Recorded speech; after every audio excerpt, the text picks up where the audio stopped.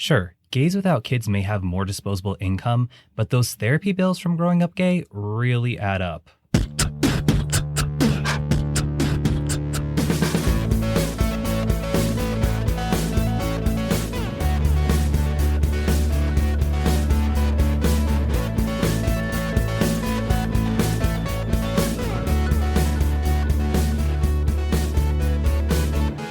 Hello, my LGBTQ UTs, and welcome back to another episode of A Jaded Gay. I'm Rob Lovelace, and today I'm a non-jaded gay because Zac Efron has changed my life. And I know most gays claim that, but it's for real. So I know I'm behind on the times, but I recently watched Down to Earth with Zac Efron on Netflix. And there's 2 seasons. The first one, he's throughout Europe. The second season takes place in Australia. I know it's been out a few years, but I literally just got around to it. And I just feel like I am trying to become a better person now because of that show. So right off the bat, as soon as I saw the episode where he was in France and they were talking about water, I immediately switched it up. I actually bought some mineral water in glass bottles because plastic is terrible for the environment. So I'm drinking mineral water now to get the minerals my body needs. There was also an episode talking about longevity in life and how to achieve that through a healthy diet. So I'm actually cutting down my protein content. You know, I like lifting weights. Well, okay, let me backtrack. I don't like it, but I do it because it's what I need to do. But I do lift weights. And obviously in any type of fitness culture, you tend to hear that you should be basing your meals around protein content. So that's what I did. Whenever I ate, I based it around protein. But surprisingly, most people actually get too much protein. So I've been looking for some areas in my diet to improve where I can cut out some protein sources, add in some more carbs and some more vegetables, just be a little bit healthier. And it's only been a couple weeks, but I'm planning on sticking to it. And I do just feel better in general and a little bit more aware of how I can try to reduce my carbon footprint and work to buy things that are more sustainably sourced and that are more recyclable compared to plastic. So just trying to improve and help the environment one day at a time. But moving on from green sustainability to another type of green, and I mean money, we are talking about the LGBTQ plus wage gap today. And yes, this is going to be another toughy topic, not going to be super fun, but it's important to talk about. And you know, I think a lot of people have this false idea that gay men in particular tend to be fabulous and cultured and have all this money to spend traveling the world. And for starters, due to internalized homophobia, gay men may have more of a drive to be successful as a form of validation, so they may have higher paying careers like doctors or lawyers. And this has changed as the years have gone on, but for a long time, if you were gay, the idea of having a family seemed far-fetched. So because of those factors, naturally you'd assume someone would have more money, but really that's not necessarily the case. There's factors at play that are causing a wage gap for LGBTQ plus people, which we'll talk about in a minute, but first, tarot time.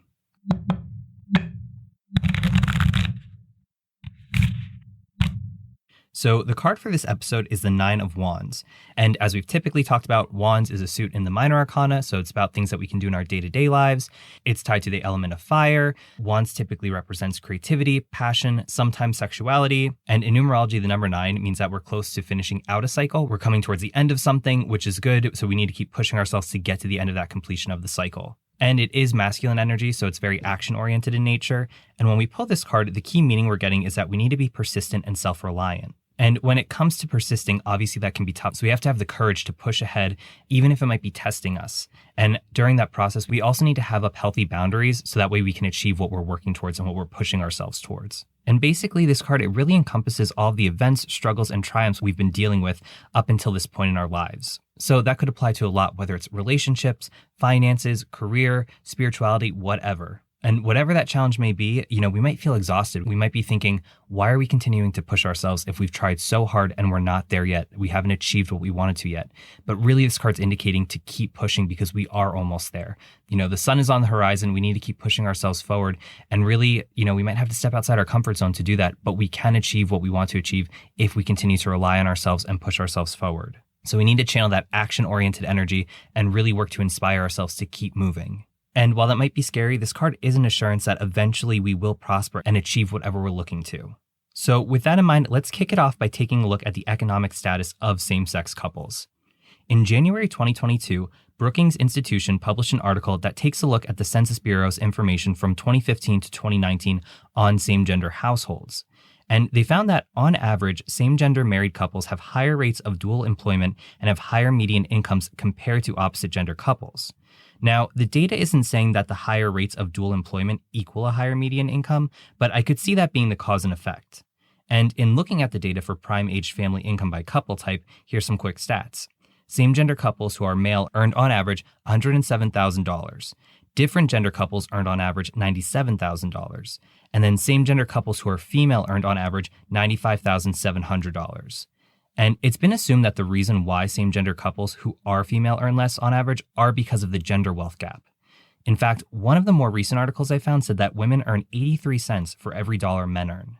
Now, those median incomes, those are based on married couples, but that doesn't account for LGBTQ plus individuals and the community at large. In fact, a 2021 Gallup poll found that 47.7% of American adults are married to opposite-sex partners, while less than 1% of American adults are married to a same-sex spouse. So in looking at the LGBTQ plus community as a whole, and not specifically couples married to a same-sex partner, the Center for LGBTQ Economic Advancement and Research published an infographic in 2019 on the LGBTQ wealth gap. And some of the findings and data were from 2017 studies, and I know that may seem a little dated, but there's traditionally been a lack of research on this topic. Anyway, on average, LGBTQ plus workers earn less than heterosexual and cisgendered peers. In 2017, lesbians earned 11% less than heterosexual women. Gay men made 32% less than heterosexual men. Bisexual women earned 30% less than heterosexual peers, and interestingly enough, bisexual men earned slightly more. And trans people were 4 times more likely to earn less than $10,000 a year than the general population. Additionally, LGBTQ plus consumers were, compared to the general population, 7% less likely to have a savings account, 5% less likely to have a 401k or retirement plan, and 12% less likely to have an individual retirement account. And this infographic also asserts that despite higher educational attainment, LGBTQ plus people are more frequently underemployed, receive lesser compensation, and are less able to save or purchase assets. And ultimately, LGBTQ plus people are more likely to live in poverty compared to their heterosexual peers, with 21.6% of LGBTQ plus people living in poverty compared to 15.7% of straight people. And bringing things up to speed, in April 2022, the Social Science Research Network published a paper by Mark Fulch titled The LGBTQ Plus Gap: Recent Estimates for Young Adults in the United States. Using data from a nationally representative sample of bachelor's degree recipients, Fulch found that sexual and gender minorities experience 12% lower earnings compared to their straight peers a year after graduation. And that gap, it jumps to 22% lower earnings 10 years after graduation. And about half of this gap can be attributed to LGBTQ plus graduates being less likely to complete a higher paying major and therefore less likely to work in a high paying occupation. In early 2022, the HRC published an article taking a look specifically at the wage gap for LGBTQ plus workers in the United States. In their research, they found that on average, LGBTQ plus workers earn about 90 cents for every dollar the typical worker earns. However, when you take a look at LGBTQ plus workers based on race, the findings are alarming. So LGBTQ plus white workers earn 97 cents for every dollar earned by typical workers. LGBTQ plus Hispanic workers earn 90 cents for every dollar earned. LGBTQ plus Black workers earn 80 cents for every dollar earned. LGBTQ plus Native American workers earn 70 cents for every dollar earned. Meanwhile, LGBTQ plus Asian and Asian Pacific Islander workers earned $1 for every dollar earned by typical workers. So that's the only balance you see there. And when looking at gender identity, LGBTQ plus men earn 96 cents for every dollar earned by typical workers.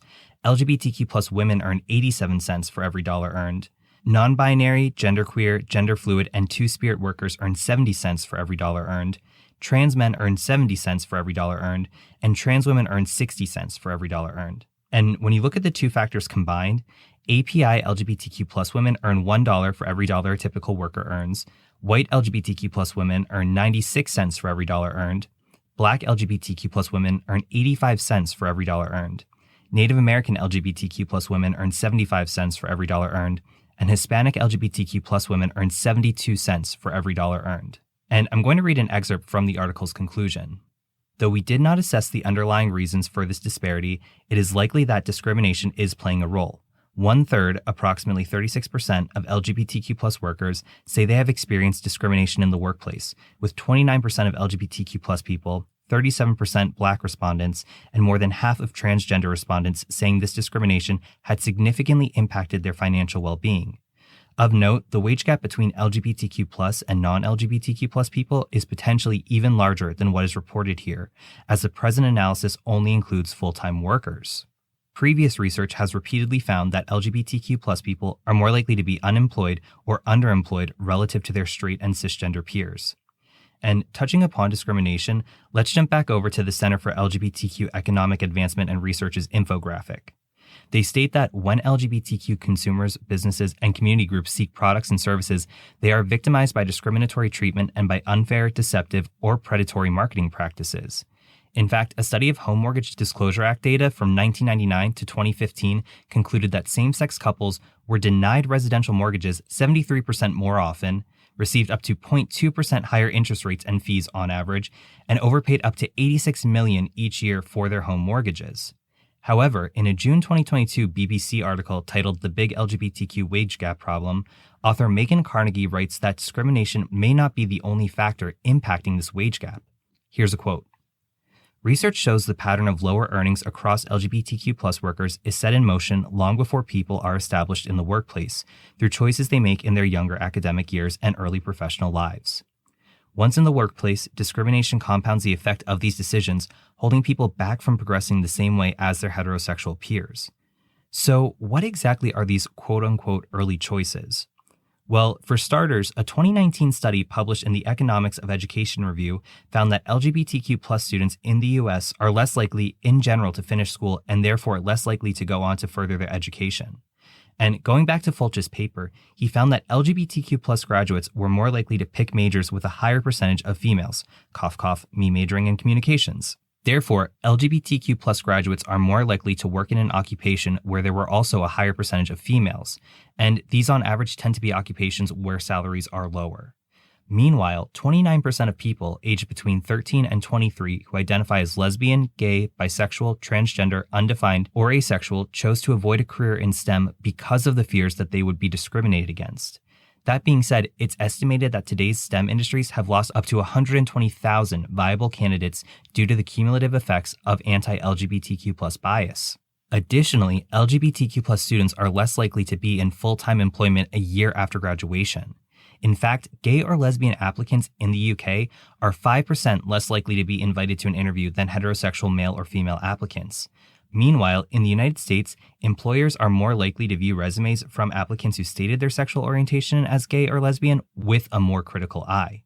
And in September 2021, a report titled LGBT People's Experiences of Workplace Discrimination and Harassment by the Williams Institute at the University of California, Los Angeles School of Law found that 46% of LGBTQ workers reported receiving unfair treatment at some point in their careers because of their sexual orientation or gender identity. And this discrimination includes being passed over for a job, harassed at work, denied a promotion or raise, excluded from company events, or denied additional hours or fired. That same report found that in the year prior, nearly 1 in 10 LGBTQ people in the United States experienced workplace discrimination, and an estimated 9% reported being denied a job or laid off because of their orientation or identity. Additional findings show that almost 26% of LGBTQ+ employees had been sexually harassed at work at some point in their careers, while almost 21% reported physical harassment, including being punched, hit, and beaten up on the job.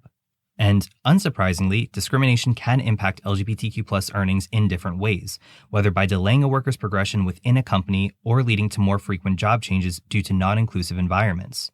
And an additional factor impacting this wealth gap is the COVID-19 pandemic. In May last year, we talked about the COVID-19 pandemic and its disproportionate effect on the LGBTQ+ community. So if you haven't gone to that episode yet, give it a listen. I included the link to that in the episode description. But here are some more updated findings. In June 2022, the Washington Center for Equitable Growth, a nonprofit research and grant-making organization, published an article dissecting the U.S. Census Bureau's data, which shows significant economic disparities among the LGBTQ+ community. The U.S. Census Bureau's Household Pulse Survey began in April 2020 to monitor the impact of the pandemic and ensuing recession on U.S. households in real time. But it wasn't until July 2021 that the survey began collecting data on sexual orientation and gender identity. And when it came to job loss during the pandemic, approximately 28% of LGBTQ+ respondents said they experienced some form of job loss since LGBTQ+ data collection began in July of 2021. And this is 10% higher compared to non-LGBTQ+ respondents. Additionally, LGBTQ+ respondents between the ages of 25 and 39 and then 40 to 54 had the highest rates of job losses, while older non-LGBTQ+ respondents had the lowest rates. Black and Hispanic LGBTQ plus households in the United States experience higher rates of unemployment or wage loss at 60% and 71% respectively between July 2020 and August 2020 compared to non-LGBTQ plus households of all races, which was 45%. Additionally, at the start of the pandemic, the U.S. Centers for Disease Control and Prevention issued an eviction moratorium, barring landlords from evicting tenants for any reason. And Biden tried to extend the moratorium, but the Supreme Court struck it down in September 2021, immediately putting renters across the United States back at risk of eviction. And this can disproportionately affect the LGBTQ plus community because 41% of LGBTQ plus people and 47% of LGBTQ plus people of color rent their residences compared to 25% of non-LGBTQ plus people. So obviously this is a layered issue, but what can be done to bridge the wage gap? Well, going back to the HRC article, they explain that these are a few things employers can do to promote pay equality. They should include employment non-discrimination policies that include both sexual orientation and gender identity across all operations, institute transparency policies on pay which are a pathway to identification of pay inequalities, ensure benefits packages are inclusive of both legal spouses and domestic partners to prevent inequalities in benefit offerings, do an annual assessment of the collected pay data by sexual orientation, gender, and gender identity to ensure that companies are using the data to drive decision-making. For example, the formulation of leadership development programs and other policy development to combat the wage gap. Also, policymakers should support policy and legislation that will strengthen existing protections and further combat discriminatory practices. In March 2021, the Center for American Progress published an article listing 10 essential actions policymakers could take to promote pay equality. And I'm not going to go into all the nitty-gritty policy details because I'm not a lawyer, but here are the 10 items. Number 1, issue a presidential memorandum or directive to relaunch the White House Equal Pay Task Force. 2, reinstate the federal government's collection of pay data from employers. 3, tackle gender and racial wage gaps within the federal workplace. 4, launch a pay transparency initiative to improve employer accountability for pay practices and provide workers with better information. 5, undertake efforts to reduce pay secrecy. 6, make a budgetary commitment to significantly boost enforcement dollars. 7, conduct more compliance reviews of federal contractors to better ensure compliance with the law. 8, increase the OFCCP's number of quote-unquote glass ceiling reviews examining advancement opportunities for women and workers of color. 9, pursue economic security policies to help women remain in the workplace. And number 10, vocally support legislative measures to strengthen equal pay protections. And with the idea of legal actions being taken to end the LGBTQ plus pay gap, I thought this quote from the BBC article referenced earlier was very interesting. Pawel Adran, director of EMEA Economic Research at the global recruitment site Indeed, says, research has shown that when laws change in favor of LGBTQ plus rights, social norms tend to follow. In the US, for example, in states that legalize same-sex marriage, there was a positive impact on labor force participation of LGBT people, and the likely mechanism for that was less discrimination and less prejudice. So it is essential for employers to implement zero-tolerance policies of any prejudice or harassment toward the LGBTQ plus community in the workplace. Because as we've gone over in this episode, the sexuality pay gap is seated in people's early years and compounded as they move through education and into the workplace. So multi-pronged cross-disciplinary action is crucial to ultimately make the labor force a better place for everyone. And bringing it back to the tarot, we have to address these obstacles head on and keep persevering if we want a brighter future for ourselves. Maybe we have faced discrimination in the workplace. Maybe we didn't finish our education early on because there were economic factors or discrimination at play that kept us from moving forward. So whatever our situation is, and again, obviously this is easier said than done, but we need to keep pushing ourselves forward and find those opportunities for us. And that includes really speaking up and raising your hand, because I think for myself personally, I've been that person who's been afraid to speak up and ask for things that I wanted to do and be afraid to ask for opportunities. I always felt that I needed to wait for somebody to offer me the opportunity because I'd have to earn it that way. But people can't read minds. So if you're not speaking up, people may not know that you're looking to advance or move ahead. So while it may be uncomfortable, we need to practice speaking up for ourselves and not shying away from opportunities. Again, easier said than done, and obviously everybody's situation is different, but when it comes to finances, the workplace, whatever it may be, we really need to find those ways to advance ourselves forward and also to support each other, our community, and support one another. Because at the end of the day, this wage gap, it affects every member of the LGBTQ plus community, across gender, across races, across sexuality. So we need to be there for each other and find ways to support each other so we can work towards a more equitable future in the workplace and beyond. And with that being said, thank you all for listening. I hope you enjoyed the episode. Like I said at the top, definitely a heavier subject, not the most fun thing to talk about, but very important to address. If you have any questions or feedback, you can reach out to me, rob@ajadedgay.com. You can also follow the podcast on Instagram, TikTok, YouTube, and SoundCloud @ajadedgaypod. You can follow me, Rob Loveless, personally on Instagram @Rob_Loveless. Also, please take a moment to rate, review, and subscribe to the show. 5 stars really helps get the word out to other people to find the show and connect with the episodes. So I'd greatly appreciate that. And lastly, you can become a monthly supporter of the show on Patreon for as little as $1 a month. And that's @ajadedgaypod as well. So thank you once again. And remember, every day is all we have. So you got to make your own happiness. Bye.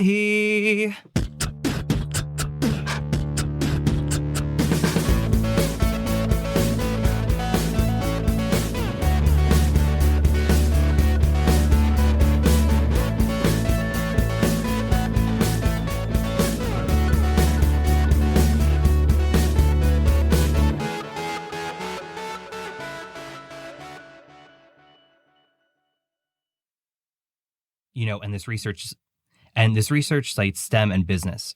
We'll cut that.